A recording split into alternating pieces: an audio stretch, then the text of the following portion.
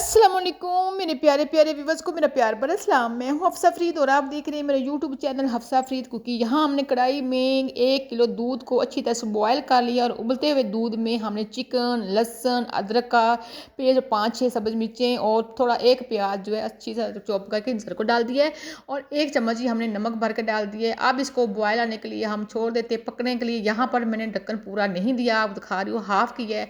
अगर हम ढक्कन पूरा दे देते हैं तो ये उबल उबल के सारा दूध नीचे गिर जाएगा। तो यहाँ देखिए हमारा दूध भी खुश्क हो गया है, हमारा गोश्त भी अच्छे से टेंडर हो गया है, बहुत मज़ेदार बन गया है। तो ये यकीन करें बहुत ही झटपट आसान सी रेसिपी बनने वाली है। तो यहाँ पर 1 चम्मच मैंने इसमें काली मिर्चें डाल दी हैं और थोड़ा सा जीरा डाल दिया है और 1 कप मैंने यहाँ जो है घी का डाल दिया है। अब इसकी हम अच्छी तरह से बुनाई कर लेते हैं। ये मैं आपको बता रही हूँ कि उबलते हुए दूध में अगर आप चिकन डालेंगे आपको क्रीम की कोई ज़रूरत नहीं पड़ेगी। क्रीम तो बहुत महंगी बनती है। तो यहाँ मैंने, अगर आप इस टाइम पे ऐसे खाना चाहें तो खा सकते हैं। तो यहाँ पर इस पॉइंट पे मैं पनीर इसके अंदर डाल रही हूँ। पनीर को भी अच्छी तरह से इसके अंदर बुनाई कर लेते हैं। बुनाई करने के बाद मैं आपको ये जो बताती हूँ क्या करना है।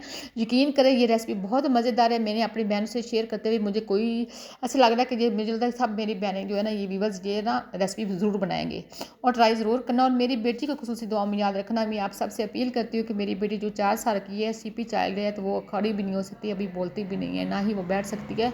तो उस वजह से मैं बहुत परेशान। तो यहाँ मैंने 1 गिलास भर के उसके अंदर पानी डाल दिया है।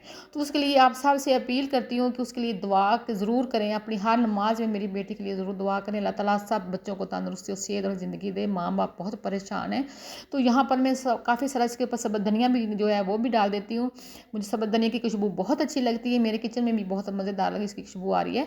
तो मैं अपनी बेटी के लिए फिर वहाँ आ जाती हूँ कि उसके लिए दुआ ज़रूर करना है, उसको अपनी दुआ में ज़रूर याद करना है। और मेरी रेसिपी पसंद आए तो आगे लिए लाइक और शेयर भी ज़रूर करना है। तो बिस्मिल्लाहिर्रहमानिर्रहीम, हमारे जो है सालन है वो रेडी हो गया। इतना मज़ेदार, ये जो शोरबा आप नहीं बनाना चाहते तो ना बनाएं, लेकिन मैंने थोड़ा सा शोरबा बना लिया है, मुझे पसंद है। तो इसके ऊपर थोड़ा सा काफ़ी सारा धनिया ऐड कर दिए तो माशाल्लाह से बहुत रेसिपी आ गई, मज़ेदार बन गई है।